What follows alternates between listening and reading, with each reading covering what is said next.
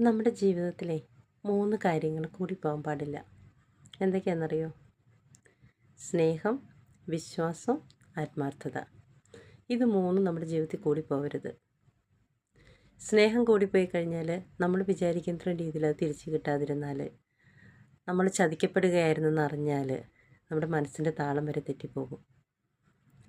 വിശ്വാസം കൂടിക്കഴിഞ്ഞാൽ, വിശ്വാസം കൂടി നമ്മൾ പറയാൻ പാടില്ലാത്ത കാര്യങ്ങളൊക്കെ അവരുമായിട്ട് ഷെയർ ചെയ്ത്, ഒരു വിശ്വാസത്തിൻ്റെ പേരിൽ എല്ലാ കാര്യങ്ങളും നമ്മൾ ഷെയർ ചെയ്ത്, അവിടെയും നമ്മൾ വഞ്ചിക്കപ്പെടുകയായിരുന്നെന്ന് അറിയുമ്പോൾ, നമ്മൾ പറഞ്ഞ കാര്യങ്ങളൊക്കെ അറിയാൻ പാടില്ലാത്തവരുടെ കാതിലെത്തുകയും നമ്മളെ എല്ലാവരും കളിയാക്കുന്ന ഒരു സ്റ്റേജിലേക്ക് വരികയും ചെയ്യുമ്പോൾ അവിടെ നമ്മുടെ വിശ്വാസം നഷ്ടപ്പെടുകയാണ്.